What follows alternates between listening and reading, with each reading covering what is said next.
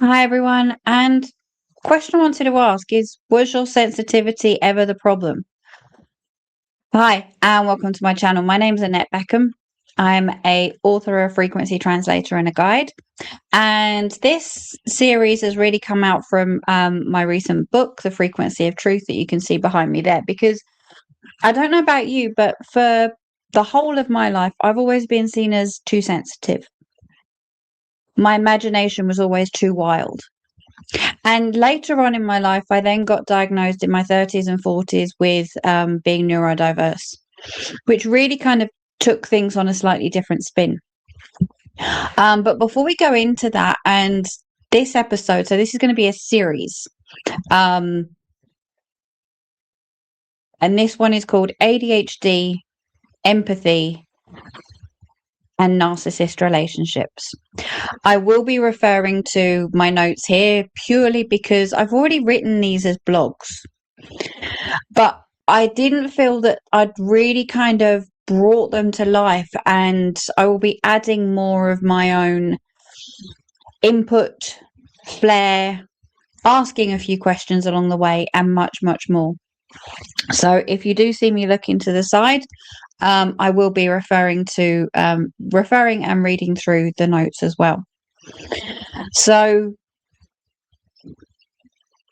as I said, welcome to my channel. Thank you so much for joining me. Thank you so much for liking, sharing, and subscribing. And most importantly, for trusting yourself and for you to be curious, for you to be asking those questions, for you to be open to knowing you better. Because, yeah, I 110% agree. Sensitivity was never the problem, and you've never been broken. And that's, again, what I very much say within the book. But it's this world and this life and the people in it, like narcissists and so on, that kind of made it a bit tricky. They've made it a bit difficult. So, as I said, today's episode isn't necessarily about complete theory. It's not clinical in any way. It comes from years of personal experience, multiple narcissistic dynamics across relationships, literally my whole life. From family to friends to relationships to marriages and so on. So that personal experience has been part of what shapes all this. And I really hope that some of the stuff that comes out in this resonates. And if it plants a seed, so I just realized there's a black mark on my face there. So sorry about that.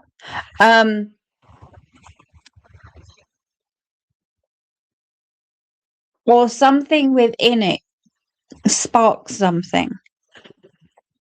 Or you kind of go, wow, that's me. I do that.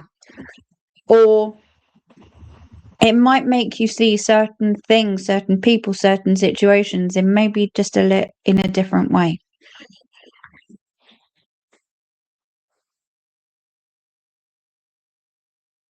Because I've put on here the reclaiming of your own perception, trusting what you feel, understanding your sensitivity.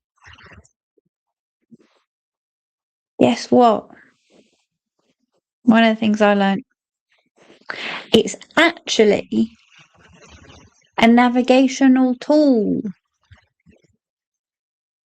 We were given these sensitivities. We have these sensitivities, however you wish to see it, as a way of navigating this world, this existence, this being on this planet, whether you see it as a learning or as a prison one or however,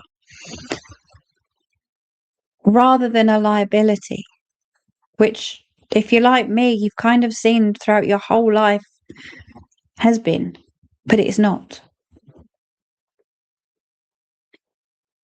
So, as I said, thank you so much for joining me. Before we go into it, I just want to, as I said, reintroduce myself. My name's Annette Beckham. I'm an author, a frequency translator, a speaker, and a guide. Excuse me. We My book, The Frequency of Truth, where some of this comes from, is available on Amazon. All the links are underneath. Alarian Resonance is my website where I share my knowledge, where you can get links to the blogs, where you can get links to the book, and to some of my one-to-one work as well. So that's alarianresonance.com. I said about the book, so I was going through my own checklist.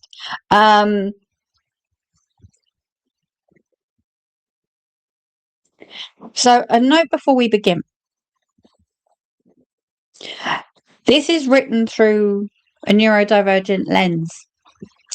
But, and this is a big but here, the patterns themselves do not discriminate. They appear across all kinds of people and all kinds of lives. It does, as I said, have a neurodivergent lens through my own experience, but this is where you're sensitive, where you're empathic, where you're intuitive. It is based on, as I've said before, personal experience and observation, not clinical or medical expertise. Only a qualified professional can diagnose narcissistic personality disorder and so on. What I'm sharing here is the patterns. This is also a snapshot, a starting point. Maybe it's not a complete map. I'll go deeper into territory in future pieces. And if you recognize yourself in the following, the recognition is sometimes enough, because then you're tuning into that frequency of knowing, then you're tuning into that frequency of truth. You finally opened up to go, actually, yes, this is me. This is what I've been doing. This is what I've been experiencing. And maybe because it's something outside of me, I now know what the frequency of truth is within me. And you know what? That truth has been there all along. But most importantly, that awareness has now been brought to it. So let's dive in, shall we? Let's dive in.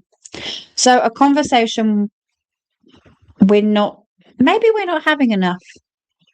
So there is a pattern that appears in many neurodivergent lives, and particularly amongst those who are highly empathic, highly sensitive. Oh, look. I was kind of was reading before I even knew. So here we go. Particularly amongst those who are empathic, highly sensitive, and wired to understand rather than to protect. A pattern that is not spoken about clearly enough. It is more and more, which is amazing. So the pattern is I suppose it's the experience of being in a relationship shaped by narcissistic dynamics. So I'm not going to tell you that every difficult relationship is narcissistic abuse, because it's not. No, it's not. See, I'm saying this before I'm actually reading it. So people can be emotionally immature, avoidance, overwhelmed, or simply incapable without operating from narcissistic patterns. That is possible.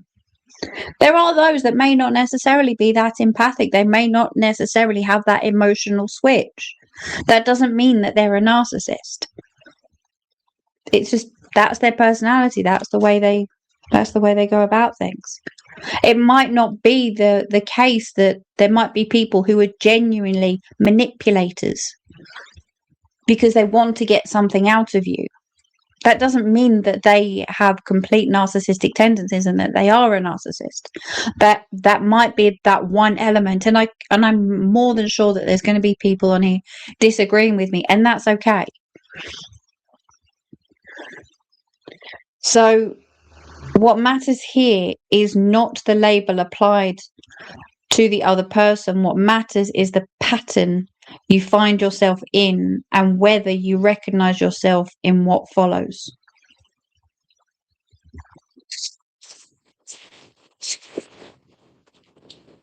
So, not one thing. Before we go any further, it's worth saying something. At one end, there are people with narcissistic tendencies who can and do feel emotion. Yeah? but have learned, now this is the dangerous part, but have learned to use the emotional access as a tool. They know which buttons to press because guess what? You guessed it? They can feel where the buttons are. In some ways, this makes them more dangerous to be around, not less, because there is enough genuine connection to keep you invested while the manipulations runs deeper underneath. Does this sound familiar to you? That if you're having a bad day, suddenly they become very empathetic?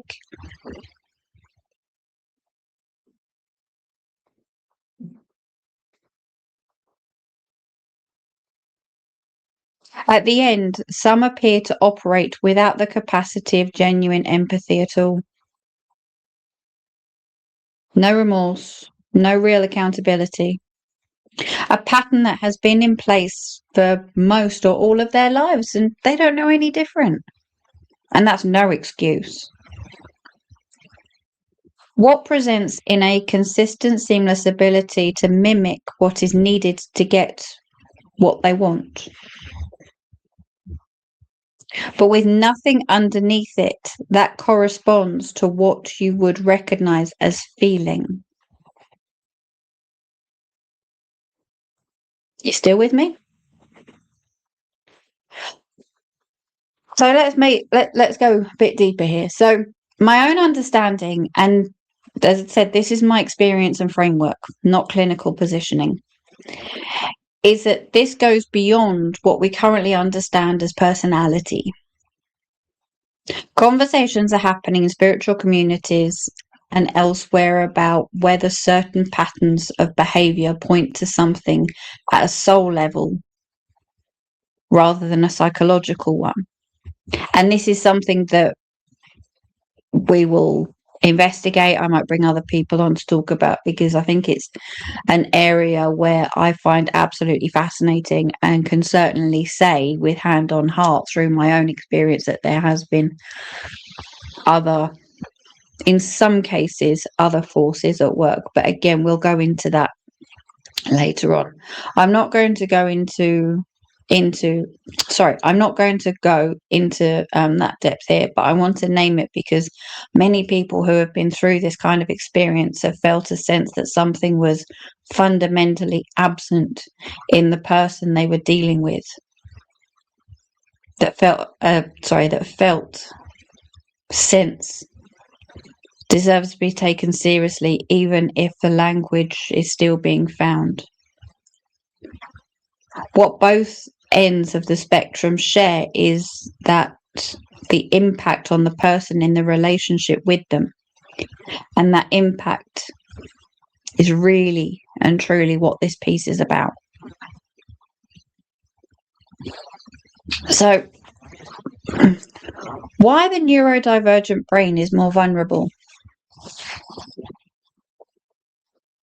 And again, I'm probably saying this before I'm even reading it, but this is the empathic, the sensitive, the intuitive as well. As I said, this is through a neurodivergent perspective, but please bear with me. So being neurodivergent doesn't make you weak. Being sensitive does not make you weak. Being intuitive does not make you weak.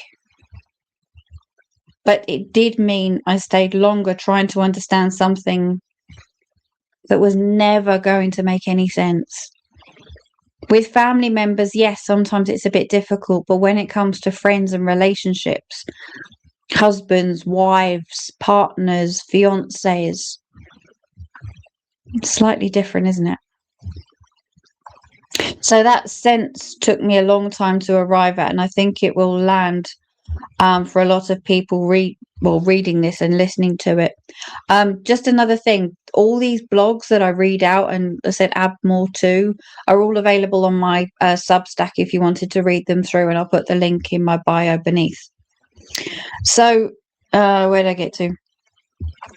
Here is what I've come to understand about why neurodivergent people, are particularly those with ADHD, high sensitivity or strong empathic perception, are, see, I told you, I'm kind of saying it before I'm reading it, uh, more vulnerable, I made myself laugh, are more vulnerable to narcissist dynamics. If you don't laugh, you cry, but you have to make light of these things sometimes.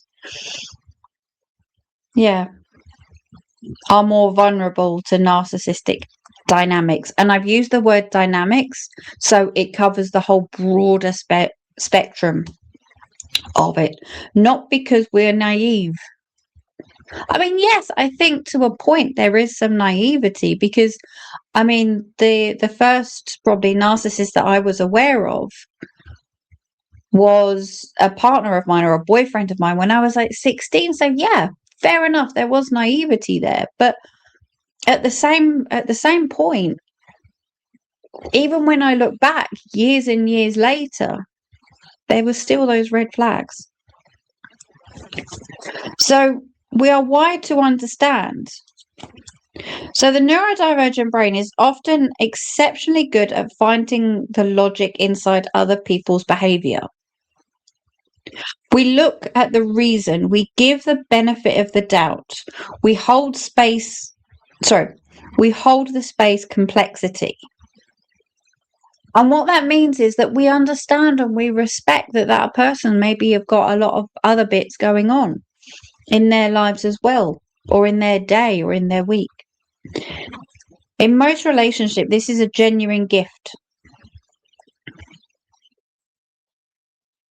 In a relationship, next page please, with a narcissist. What's that? Oh, the narcissist dynamics. What do you think happens? Make sure I don't cover up the microphone.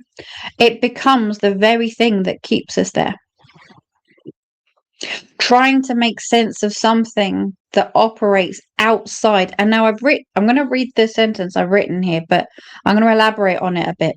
So, trying to make sense of something that operates outside of the rules we assume everyone is playing by. Yeah, I think that sentence is absolutely true, but I also think that it's just to me is kind of like that base and that grounding of like the human and the experience and the empathy and the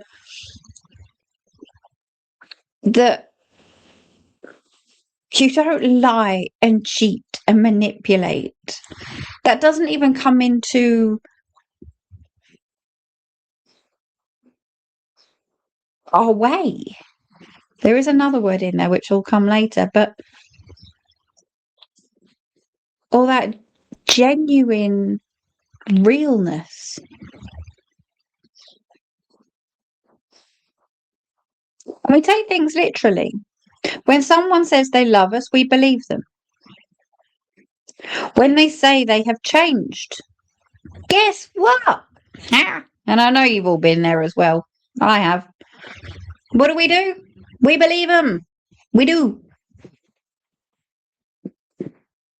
Oh, I've forgotten where I am now.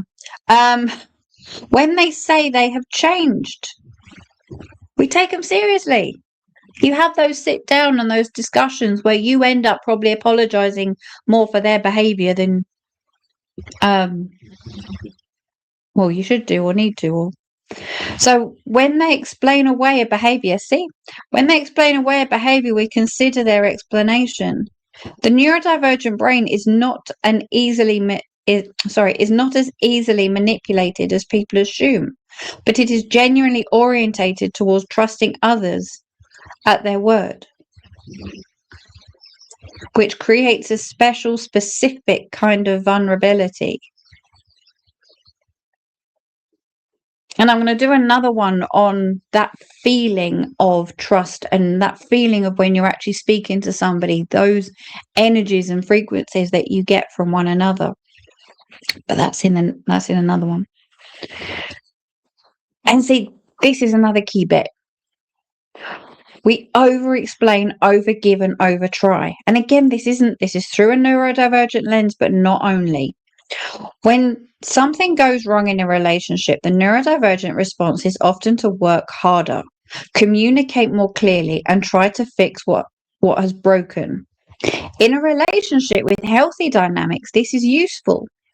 In a relationship where the other person is not operating in good faith, it is simply gives them more material to work with. Now, I don't know about you, but that sends fucking shivers down my spine. Even now, that really does send shivers down my spine, because you are being open with somebody, you are being honest with somebody, you are.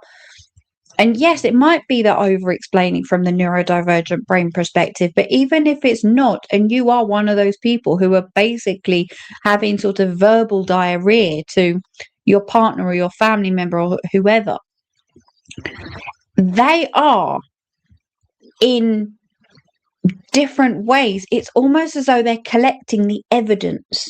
And you know what? They don't just use it then. It is likely, like in a couple of weeks or a couple of months' time, they'll go, you know, you said, or, oh, no, we won't go and see Auntie Maureen because I remember you said you really don't like her. Or there'll be something in which within your oversharing that will come out in a way or a conversation that you think, where the fuck did you remember that from? I didn't tell you that. And so on. So that is also an element. And I'm not saying like in relationships you don't share and you're not honest. But again, there is a very, very different dynamic at play here.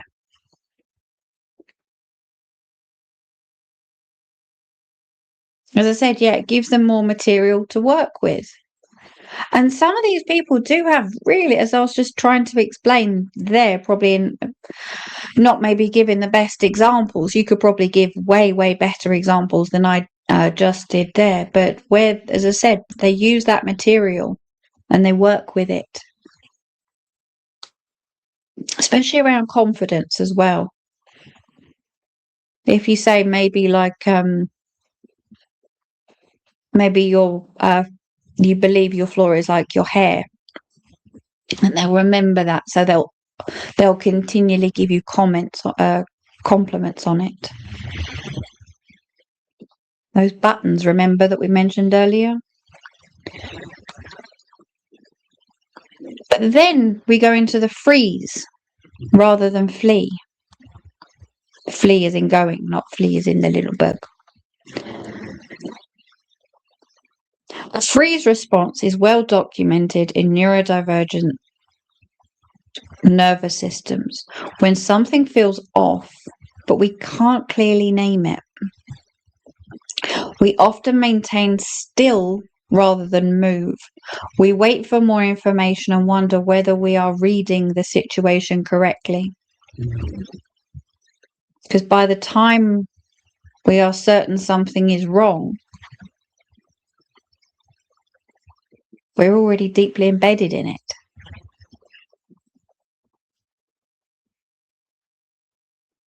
Many neurodivergent people have spent years being told that their reading of a situation is off, that they're too sensitive, that they're overreacting, that they're misremembering. This history of our perception being questioned makes us genuinely susceptible, can never say that word, to gaslighting, because it lands on ground. It's already there. Many, many years. And whether you're in your 30s, 40s, 50s, 60s, 70s, 20s, doesn't matter. If from a younger age, when you have spoken your truth, when you have questioned that feeling, and you've already been told that, no, you're wrong, that's not how it is. Or maybe you've seen other relationships within your family that you think, that's not right, or that's not normal. I hate using the word normal. I don't know why I used it there, but so that when you actually start having your own feelings, and when you actually start having your own relationships, you've already been questioning them years before. So those red flags that are coming up, you're just going, nah. I've been told that all the red flags that I've sort of had for most of my life have been absolute bollocks. So you know what? These red flags that are popping up now, guess what?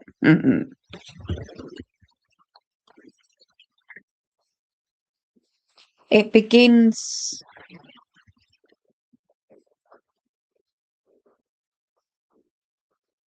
Oh, I've skipped a bit. But before I go on to this next bit, does this sound familiar? Because as I've said here, it's the case of the history of our perception being questioned makes us genuinely susceptible to gaslighting. Because we've already been questioning stuff our whole lives. Or always the one being told that you're wrong.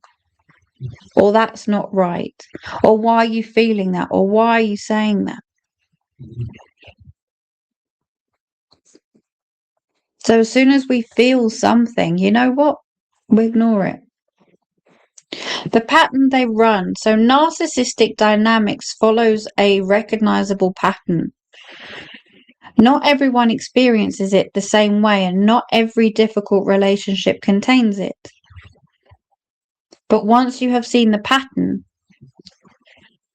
you know what? You really can't unsee it. And for those of us who might have sort of gone through the whole narcissistic abuse recovery and can now maybe see it in other relationships, or we can see it in other people, it's tough. It begins with being seen. Intense interest. So this is the start. Okay, I just want to make that absolutely clear and get comfy in my chair. Is because we're going back to the start of these relationships. Okay, so as I said, the intense interest. Oh God, I really did slope down in that, didn't I? So over the top validation. Some people, and I've heard it called this, is love bombing.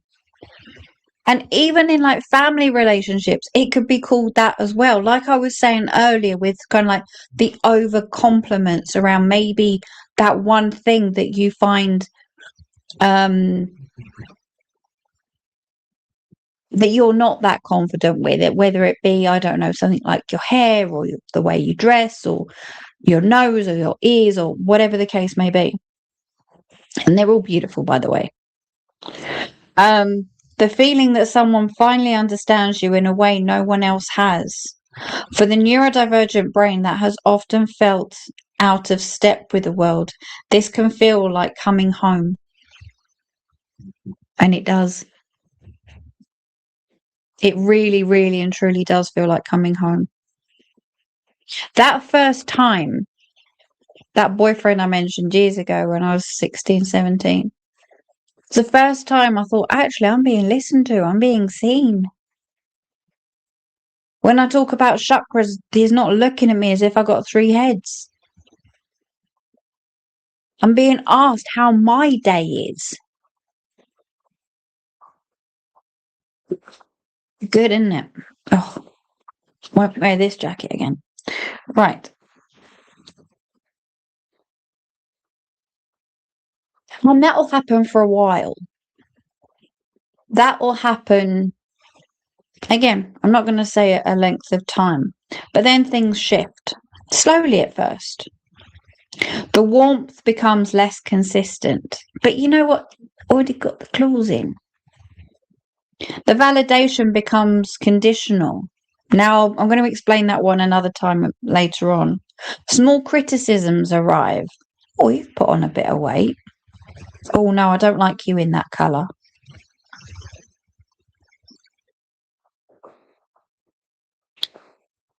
But then it's actually disguised as care. You find yourself working harder. Do you know why you're working harder in that relationship? It's to recapture the feeling from the beginning. Editing yourself, shrinking, maybe wondering what changed.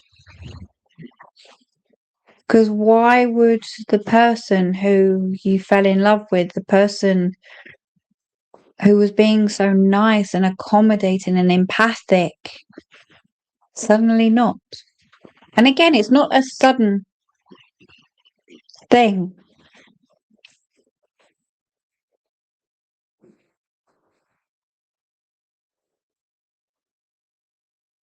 Do you start making excuses for them?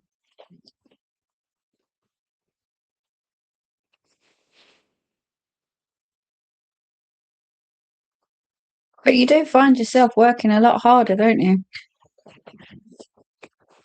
You find yourself maybe liking things that you didn't necessarily like, or they told you not to wear a certain colour, so you stopped wearing it.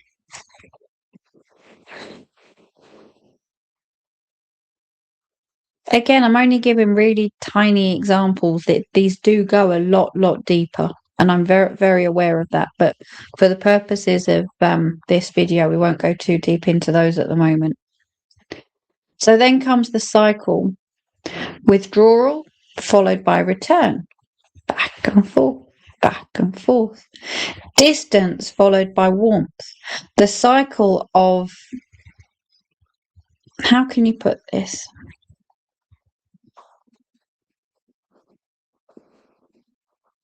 I've put here intermittent reinforcement creates a state in the nervous system that resembles addiction. I'm just going to say that again. The cycle of intermittent reinforcement creates a state in the nervous system that resembles addiction. Because we want that, don't we? We want to be seen, we want to be understood, and especially by the one person that we love, that we respect, who for weeks, months, years, depending on how long that love bombing was for. Because it makes us feel good that that person, that external person, sees us, validates us. And when they pull away, it's almost as though, oh, it's kind of like as a kid when the biscuit jar used to be put above the cupboard. You can see it, but you just want a little taste. Yeah.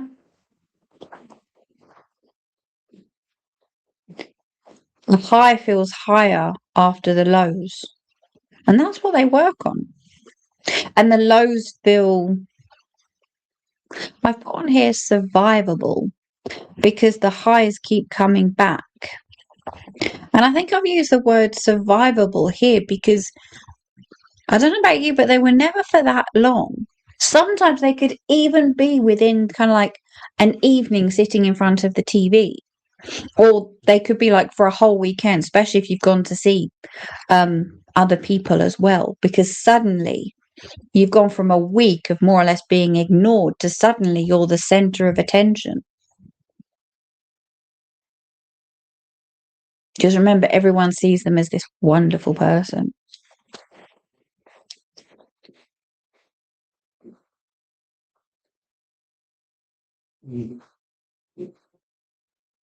And now I didn't realize until actually writing this that this is sometimes actually called trauma bonding. I didn't realize that this kind of had a name, where you're finding it. And again, this is where I go into the whole that there's actually language for a lot of this, a lot of language that we're experiencing. So this is sometimes called trauma bonding. It's not a weakness. It is a neurological response to an inconsistent environment. Again, it's an addiction, like I was saying earlier. It's kind of like, here's the little biscuit, here's the little biscuit. See what I mean? So, yeah, so sometimes, again, this isn't clinical, but sometimes it is called trauma bonding. But you see, I don't know about you, but in these relationships, don't you find that there is so much confusion? Because of this constant up and down. And don't get me wrong, life isn't always easy.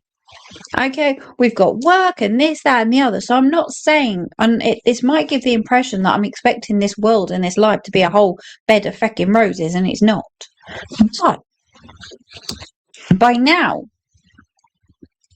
the version of yourself you arrive with has quietly changed shape. You are managing their emotions, monitoring their moods, and adjusting your behavior to prevent a reaction you've already learned to dread.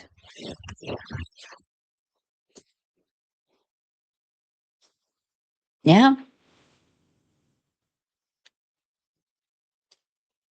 And that is fucking tough. And I just want to point out something here. And if you have more than one of these people in your life, and you are doing this for more than one person, you deserve a fucking medal. I know I do. When you actually realise that you're doing this, and I'm going to say it again, you are managing their emotions, monitoring their moods, and adjusting your behaviour to prevent a reaction you have learned to dread. And you're doing that constantly. No wonder it's called trauma bonding. Because you're always in that state of, they call it fight or flight. You are constantly in that fight mode, aren't you? Because not only are you waiting for those up moments, you're waiting for to be seen, you're waiting for that element of like validation. But on top of that, it's, if I say this, they're going to react that way, so I'm not going to say that. Or what did I say here?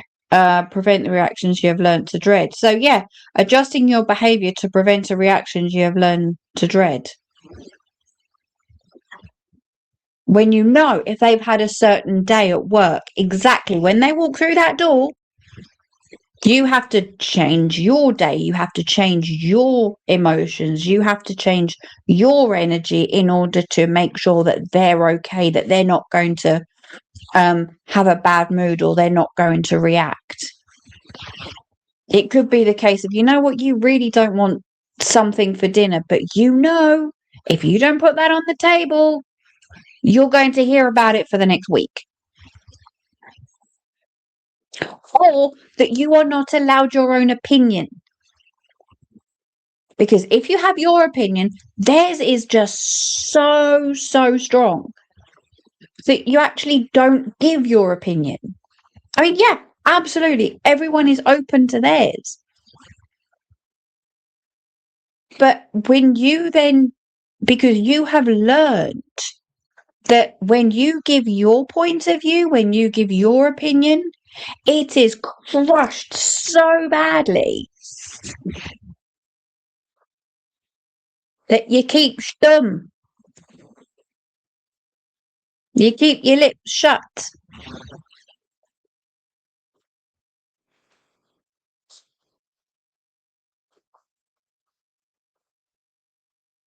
And one of the most worrying things is that all of this,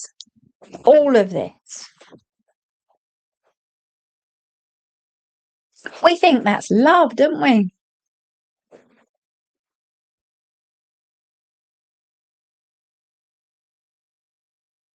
Because we're supporting that other person.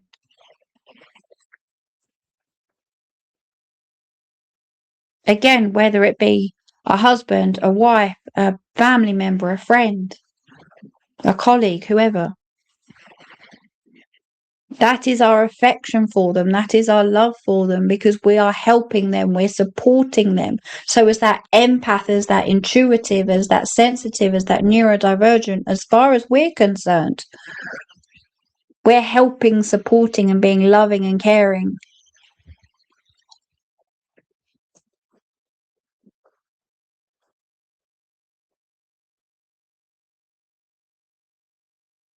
Yes, I need to put something on the page. I keep losing where I am. But if it can feel like it, because by now love and anxiety have become difficult to tell apart.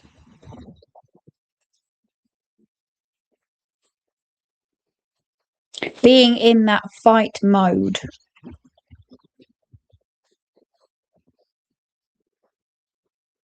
is love, isn't it? Because you're always worried and caring about that other person. So as far as you're concerned, you are giving that love to that person. That's what love feels like. But within those two last bits that I've just read there, in regards to that trauma bonding and that always kind of being on edge, always being in, that becomes the norm. That becomes normal. That is the new norm, isn't it? There's nothing outside of that. That is life. That is how we work. That is how we live. Constantly being on edge, constantly needing that validation, constantly oversharing. So what it actually felt like from the inside. So the thing about narcissistic dynamics is that from the outside, people cannot always see what is happening. The relationship can look perfectly fine. Everyone thinking that you're the wonderful couple, that you were friends for years, and all of a sudden now you two are the best thing since sliced bread and all loved up. Really? Sure about that? The person can seem charming. Oh, by the way, you can seem fine as well. But they're Mr. or Mrs. Wonderful. They can do no wrong. They're the voice of authority about everything and anything. From the inside, it feels like confusion after conversations you can't quite explain.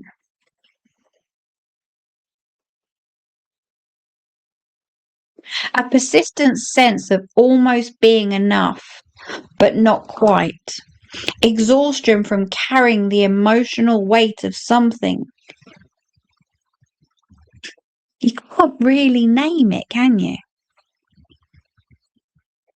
A growing distance from your own instincts, not because they stopped working, but because, ready? You stopped trusting them. But like we said earlier, you stopped trusting them a long time ago. Or you could have. Again, different people, different places, different situations. But so a growing distance from your own instincts, not because they stopped working, but because you stopped trusting them. See, you could have been, or can be, in that situation, and then every so often you kind of get this, something's wrong, but you're thinking, well, last time I said or voiced up that something was wrong, maybe at another time or another situation, I kept on getting told that I was being silly, that I was being too sensitive, So actually, maybe this time I am being too silly or too sensitive. And underneath it all, guess what? Your body actually keeps the score, because when you've spent a lifetime absolutely tight, I was in fight mode for so long, my jaw collapsed because it was so tight. I was scared for years, and I thought that was normal. I thought that was how it is. The nervous system registers what the conscious mind has not yet named. Tension that does not release, sleep that does not restore, digestive disruption. I mean, look at my doctor's notes. I had irritable bowel syndrome since the age of about 10.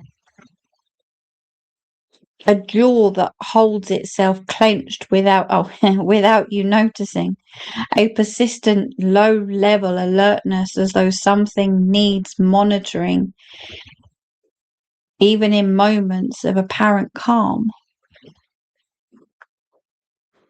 You think you know what calm is, but there's always that, what do they think? Oh, I need to get home by.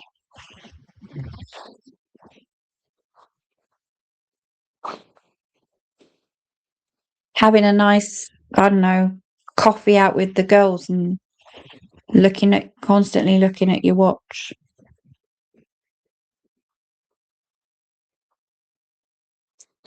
For the neurodiverse brain, this somatic record is particularly important because our pattern recognition, one of our genuine strengths, processes the data even when we are not consciously aware of it.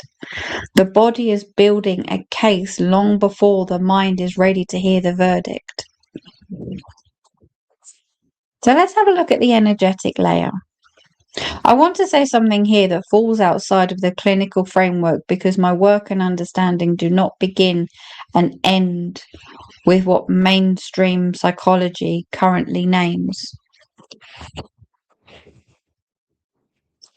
In my own experience and in the observations I've made over the years of working in this field and being in it, there is an energetic dimension of narcissistic dynamics that is worth naming carefully. But I'm not claiming certainty. What I've observed is this: certain people carry a field quality that is draining to be around, not because they are consciously trying to drain you, though that dynamic is sometimes present too, but because the frequency at which they operate is fundamentally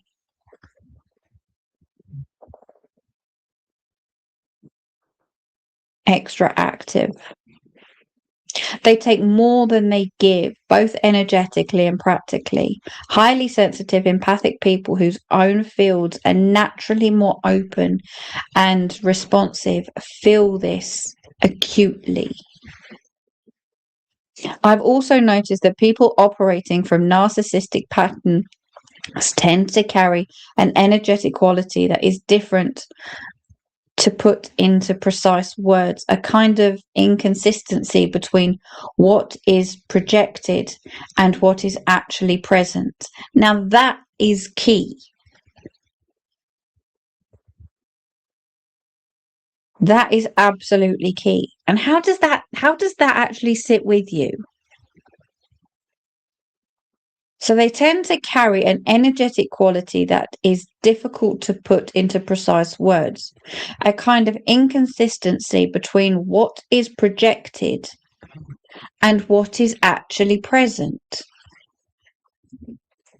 Now, I think that comes in with the, what did we call it earlier? The trauma bonding, because it is always, I mean, I've even written in the back of the book there that stay curious. And I think it's that curiosity, the fact of it's almost as though you're always second guessing, but you don't realize that you're doing that.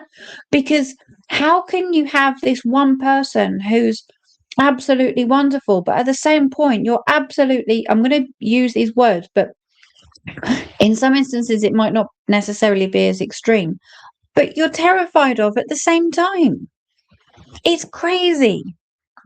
So what I'm describing is not supernatural in the dramatic sense. It's the perception. The same perception that allows those of us who work with earth energy, with field-based awareness, with subtle environmental information to register what is present before it becomes visible. Your body felt it. Your field registered it. The fact that you could not name it quickly does not mean your perception was wrong.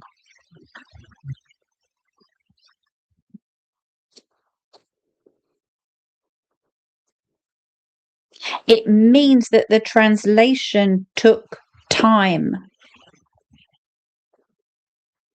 Oh, there was a really amazing quote I heard the other day, and I'm sorry, I'm probably going to butcher this a little bit.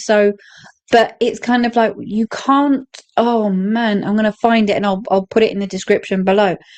But it's something like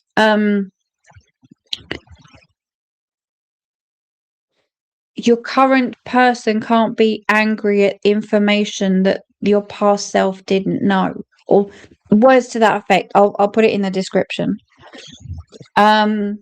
So in the frequency of truth, I explore this idea in more depth, that sensitivity is not a flaw but a capacity, and that learning to trust what you perceive rather than second guessing it into silence is one of the most important forms of inner work. I'm going to repeat that. That sensitivity is not a flaw but a capacity, and that learning to trust what you perceive rather than second guessing it into silence is one of the most important forms of inner work. So why you stayed? Why did you stay for so long? Well, my first one was 5 years, something like that. Second one was 10. Another relationship was an indirect one, was too long to even mention, and one was even a family member. So you did not stay because you were weak. And I really, really want to emphasize this. And again, it's not that you were weak or broken. You did not keep trying because you were stupid. And I've used that word precisely because I know that if you're like me, you've been called stupid for most of your life in one way, shape, or form. The word might have been different, but the meaning was the same. You stayed because the patterns were familiar. Now, how does that land? The patterns were familiar. The patterns that you were seeing, knowing, experiencing. After all, the good moments were real. Your brain was doing what it was designed to do, looking for logic, giving the benefit of the doubt, but also trying to understand. Trauma bonding is real and neurological. Just had to check that word. The intermediate refinement of good followed by difficult, followed by good again, creates a biochemical response that is genuinely difficult to override with reasoning alone. So yeah, when I say that actually, you know what, you're not weak. There's way more going on inside here in your nervous system that you probably don't even know about. I know I didn't. And you know what? That's okay. And even just saying those words, that's okay, is so empowering. So I'm just gonna read that bit again because there was a few kind of big words in there, and that's me saying that. So trauma bonding is real and neurological. The intermediate refinement of good followed by difficult. Sorry, I can't even read it myself now.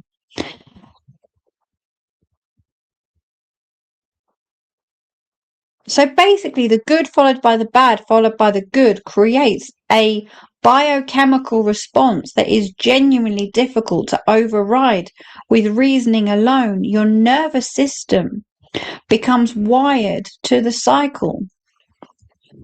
Calm, consistent love can feel suspicious by comparison. Not because you do not want it, but because your system learned a different, sorry, because your system learned a different definition of what love feels like.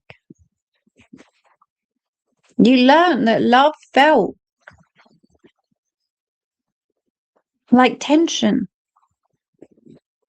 You learned that love felt like confusion. You learned that love felt like questioning yourself continually. From this age to this age.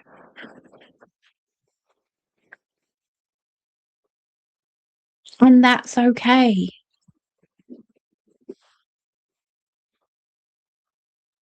So your nervous system became wired to the cycle. Calm, consistent love can feel suspicious by comparison, not because you don't want it, but because your system learned a different definition of what love feels like. And sometimes that is why, and I'm going to do another video on this as well, as to why we go into the same relationships, because we recognize the pattern.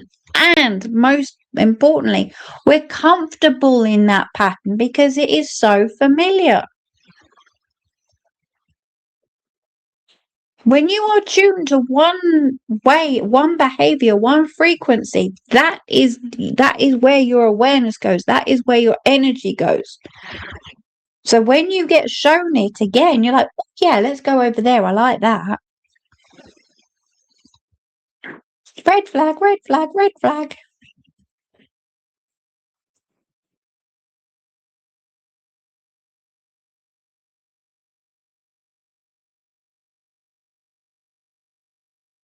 When you've got somebody in and out of your life constantly, they might be always physically there, but again, it's that back and forward of compliments and then negativity, compliments and then negativity.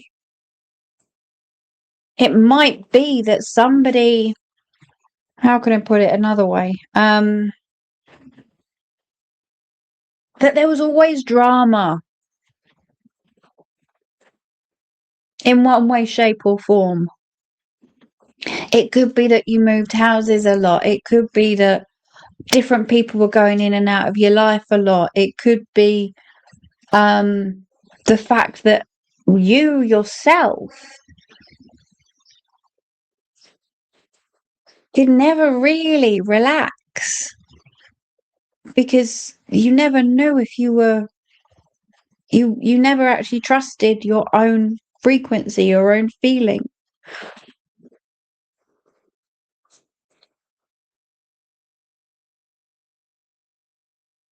So as I said, your nervous system became wired to that cycle. Understanding this is not about excusing what happened. Not at all. It's about letting go of the blame you may still carry for not leaving sooner, not seeing it sooner, or not knowing it sooner. Some people say, oh, I've spent the past 10 years in complete hell. What am I going to do with those 10 years? Well, you know what you got out. You learnt, you grew. Whether you were pushed out, whether you ran out, doesn't matter. You then started to have that level of trust and understanding and respect for you. That's the difference.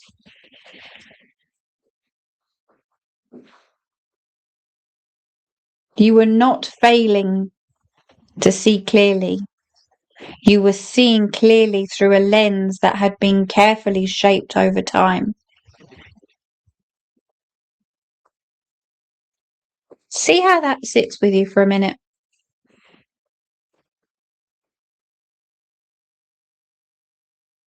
Because in the book I mentioned that the whole premise of the book is looking at life and energy and frequency and resonance and yourself and your truth through a different lens.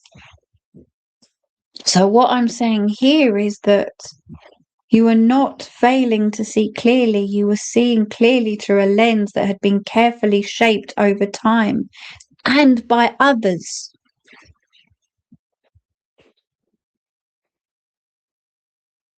So that love that you always had had conditions behind it.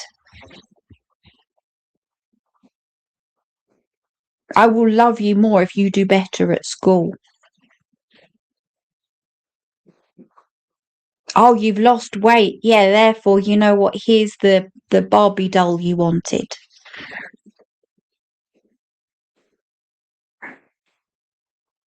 Oh, no, I don't like that haircut on you. And then the person wouldn't necessarily talk to you for a few days. Oh, I've got 40 odd years worth of stuff like this. But so red flags worth knowing.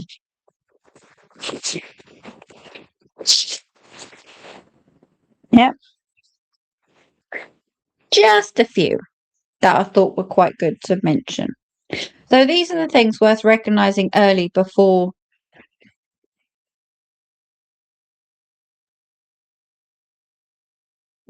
the cycle gets embedded, I guess.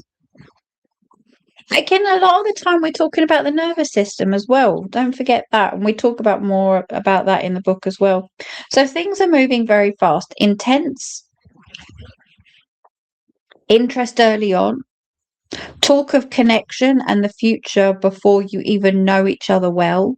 A feeling of being chosen and special very quickly. Oh, and don't get me wrong. That can feel amazing. It can feel fantastic.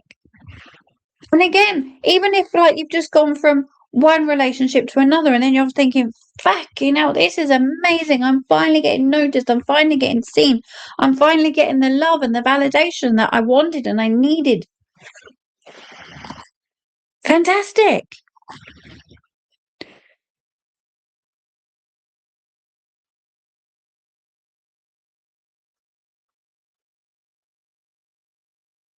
And maybe even the thought or the saying of, can we slow this down a bit, is a complete no-no. Mirroring.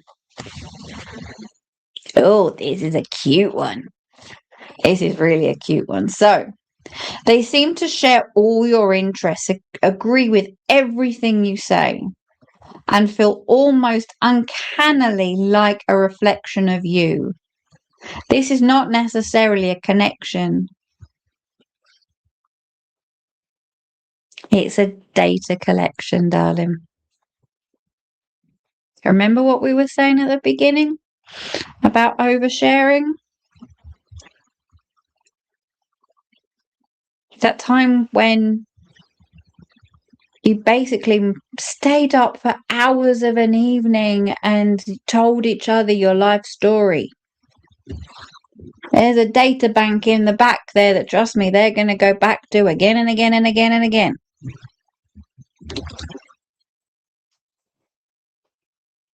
And yeah, you know what? If you are with a partner or in a relationship that you genuinely do share all the same interests, it's fantastic. This isn't always a negative, okay? So there are those relationships that do genuinely have these as a genuine thing as well. But this is looking through the lens from a neurodiverse perspective into narcissistic dynamics, or as I said, from a sensitive person to an empathic person to an intuitive one, to those narcissistic dynamics.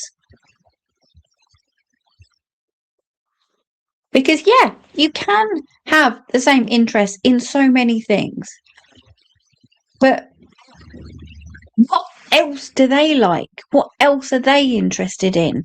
If there is nothing outside of the ones that you are, I should really get like a little light or something here, shouldn't I? Okay, next one. A subtle mocking disguised, not discarded. Subtle mocking disguised as humor.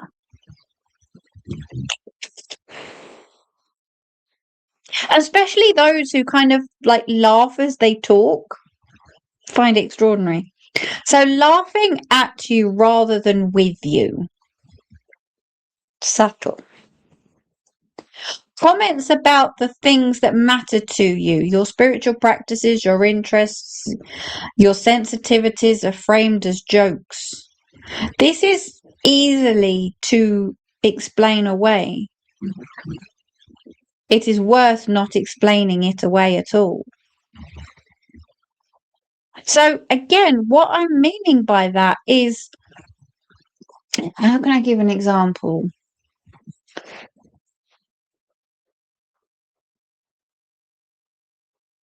Say you've done a really great piece of work.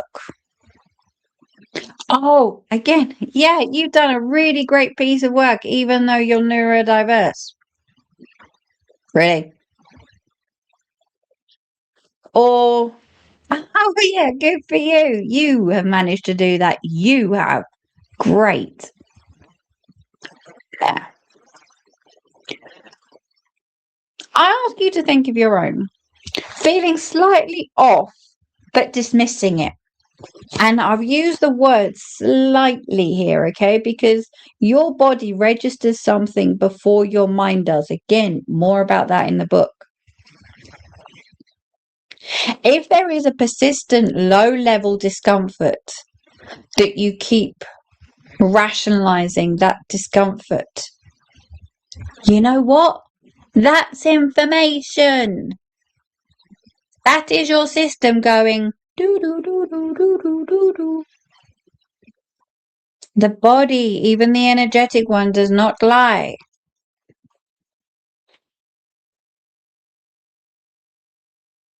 It could be going from when we were saying earlier around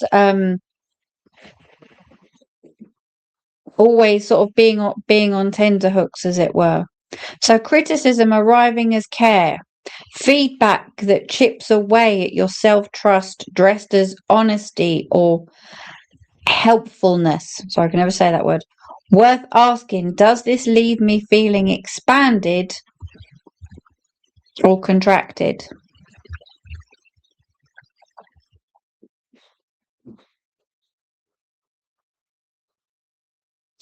I'll leave that one with you because there's way too many examples there. Difficulty with accountability. Oh, they never do they? Never ever friggin' do. But then by the time you've had the conversation, you've taken accountability for something you didn't even know was happening. So everyone misremembers sometimes. Fantastic. Great. We're human. Whatever. A consistent pattern of events being rewritten in their favor is something very, very different. And for some people, this could be their whole life freaking story. For others, it could be something that happened last weekend that maybe didn't sit with you right. It could be the fact that their behavior was completely wrong and out of character. or the fact that they had, or even something small where you've asked to say, can you pick up a gift for their mum's birthday, and then you rock up to their mum's house without a gift, and suddenly it's your fault. Sounding familiar?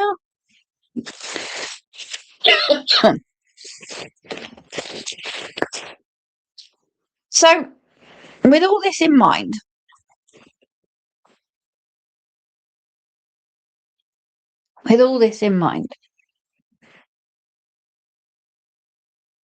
do you think we can break this pattern?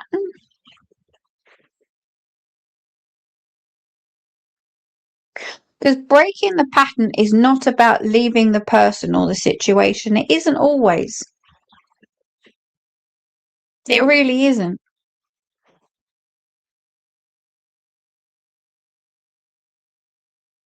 As I said, I had that one person back, I'm not going to say how many years ago, in my teens.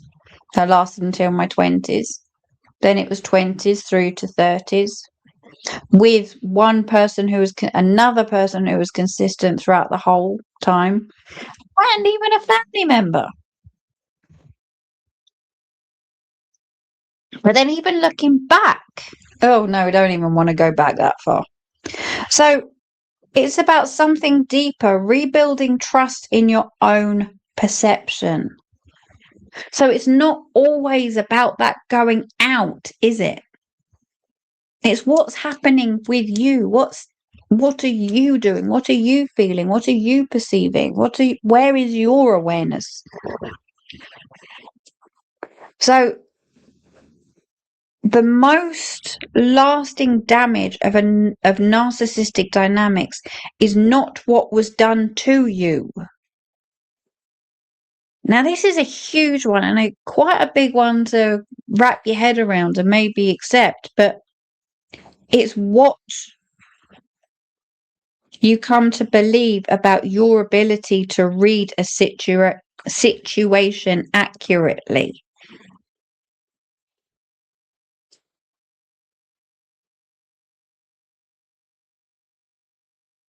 Yeah? Because I said you can go from one to another.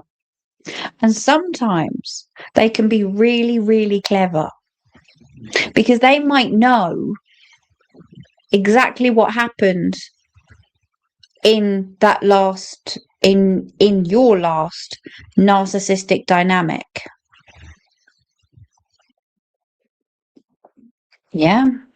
Because remember I said I had that one who was like always there while I was with the other two. So they knew all of those pitfalls and still done the opposite.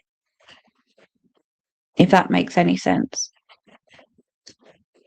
So it's not what is done to you, it is what you come to believe about your ability to read the situation accurately. Gaslighting works not because you're gullible, always, but because it is applied consistently over time to a nervous system already primed to question itself. Because you've been questioning yourself your entire life. I know I did.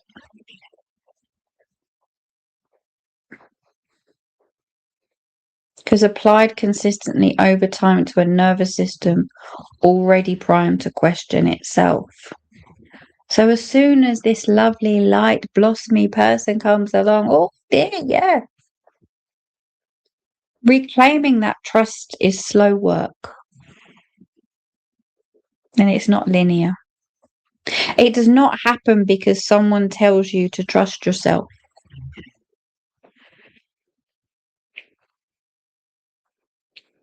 It grows through experience, through making small decisions and finding you were right, through noticing what your body registers and honoring it rather than overriding it, and through learning the difference between the voice of fear and the voice of genuine perception. So it's not what you want and what you need. What's actually being seen and being said. For those of us who work with frequency and field-based awareness,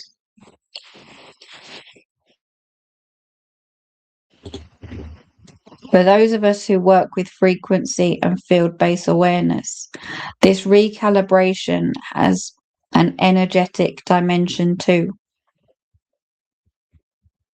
The field that has been operating in a depleting environment needs time to re-establish. The nervous system in chronic alert needs genuine rest, don't you think? Not merely the absence. Didn't realize I wrote this. Not merely the absence of the stressor. So just because that person isn't around, so everyone says, "Oh, I'm free," you've still got all that nervous system to deal with.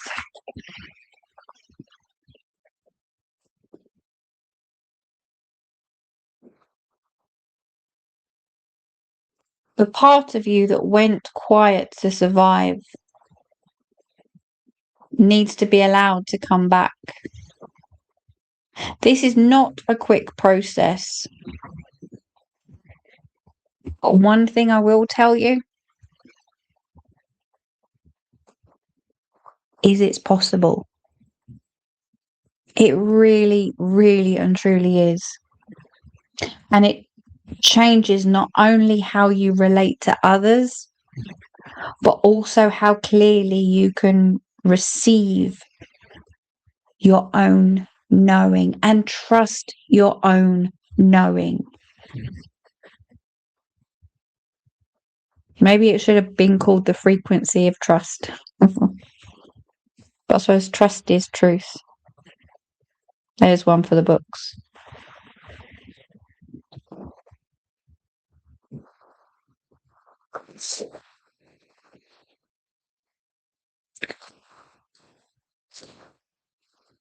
So within this piece, we have spoken about the body, this thing. So the bit that has been going through all of it. I mean, you could argue the fact that obviously your cells regenerate every so often, so it's not technically the same one, but I'll leave that to the scientist nerds. And I mean that as a compliment. So what the body already knew. This was a big one for me, personally. So here is what keeps returning. This is what I keep returning to, both in my own experience, in the work I do, and with others. The body knew. The field registered it. The perception was accurate long before the mind was willing to accept it. For neurodivergent people whose relationship with their own perception has often been complicated by years of being told they were too much, too sensitive, too reactive, this is the most important thing to reclaim. Not the ability to spot a narcissist from 50 feet, but the willingness to trust. Trust what you already know. Your sensitivity is not the problem. It never was. It's the thing that, when properly understood and protected, becomes one of the most reliable navigational tools that you have. The work is not to become less open. It's really not. It's to become more discerning. And there is a significant difference between the two. Being discerning does not mean becoming closed off or suspicious of everyone and everything. It means learning to slow down when something feels slightly off, rather than immediately explaining it away. And for some of us, that is continually making excuses. I'll leave that one with you. It means letting your body have a voice in the decisions you make, not just your mind.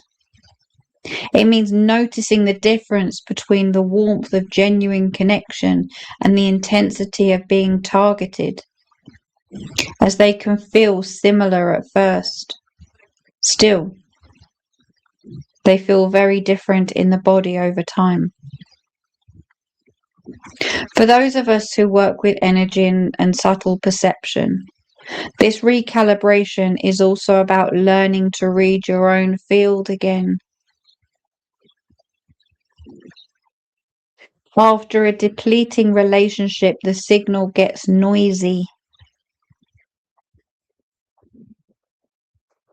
What you trusted before no longer feels reliable, does it? Part of recovery is simply giving the field time and space to settle, and then gradually trusting the quieter signals, the ones that were there all along. I mean, you can, like I did, start off with small things, like even sort of what you're having for dinner that night. It can be as small as that. It's trusting those small times that lead to the greater ones. I've come to believe that sensitivity, when it is properly grounded and protected, is one of the most powerful forms of discernment available to us. Not despite everything it has been through, but because of it.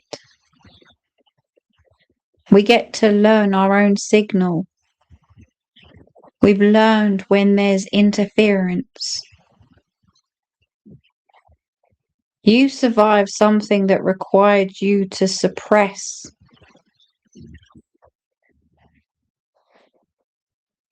what you knew to stay safe. To stay safe, to stay hidden, to stay masked.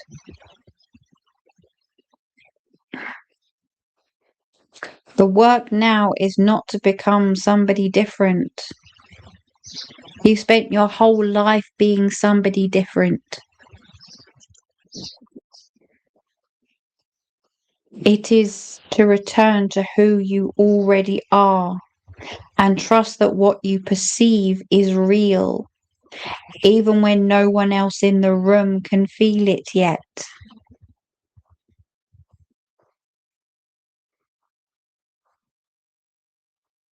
How does that sit? Have you recognized any of this in your own experiences? I would love to hear from you in the comments. I do think this conversation matters, and it will continue through this series.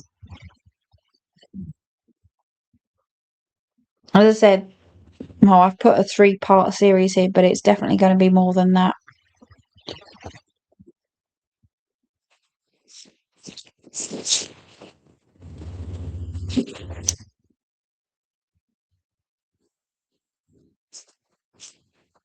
I've put down a couple of closing notes here, but actually I'm not going to refer to those at all, actually.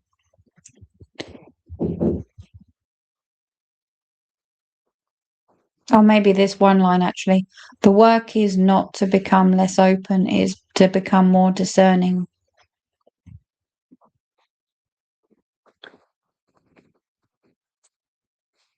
So if any of this has resonated, if any of this has helped,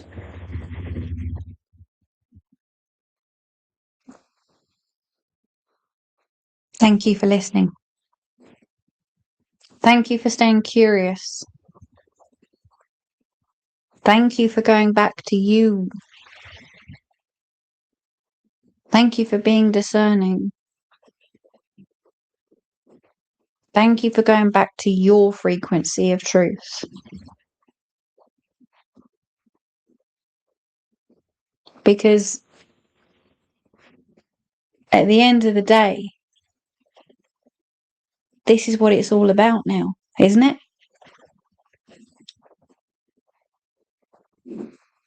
It's going back within. It's going back to self.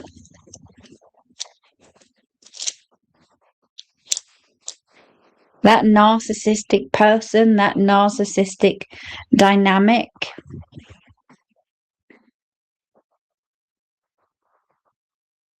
they can go fucking do one as far as I'm concerned.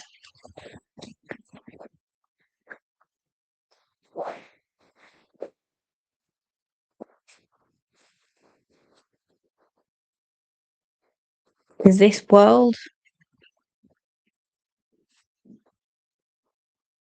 is starting to be the place we've been waiting for it to be.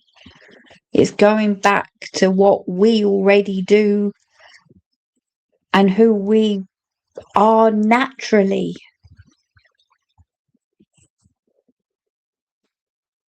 And where we come from and where we sit, and that is from the heart. That is from that heart consciousness.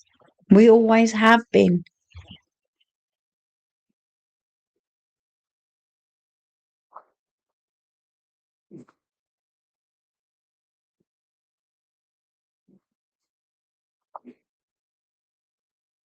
And having those years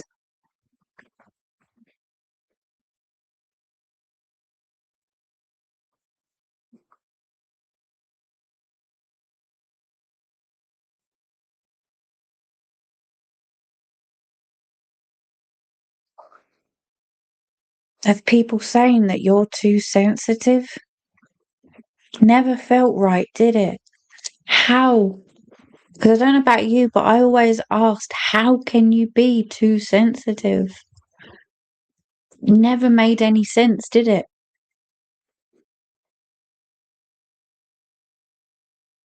And to always being on edge.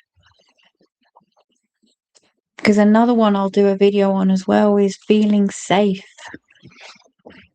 A nervous system that never actually felt safe. But those narcissists kind of tried to wrap you in this bubble, but at the same time were very, very clever. Because you were in this bubble, but you were still, I want to use the word scared, but you were still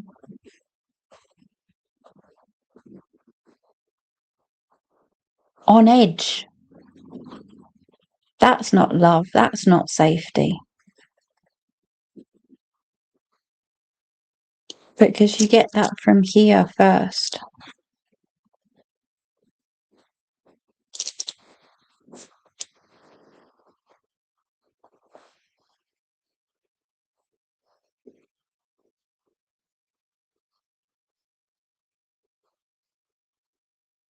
How does that sit with you?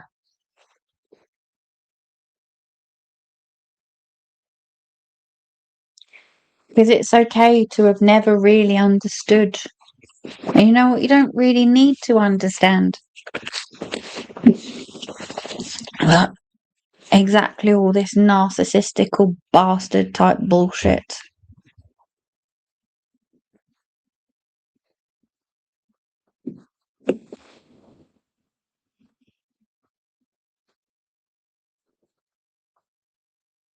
There are some amazing people out there doing some amazing work, and you know who you are around this subject and topic. And there are some amazing people sharing their time, their experiences, and their knowledge and their stories. But I just hope that this hour and a half video, now I think it's one of my longest, has resonated, has opened your eyes, has helped, has planted a seed, has lit a flame, whatever you want to call it. And if it has, you can read more about, not necessarily about the ADHD and narcissism side, but about the frequency of truth within you, how to tune into that within my new book. Keep on being told off that I should be holding it in front. There we go, the frequency of truth. I said there'll be more in this series. If you want to get in contact, all my details are underneath, alarianresonance.com. This will be put on my Substack channel if you wanted to read it.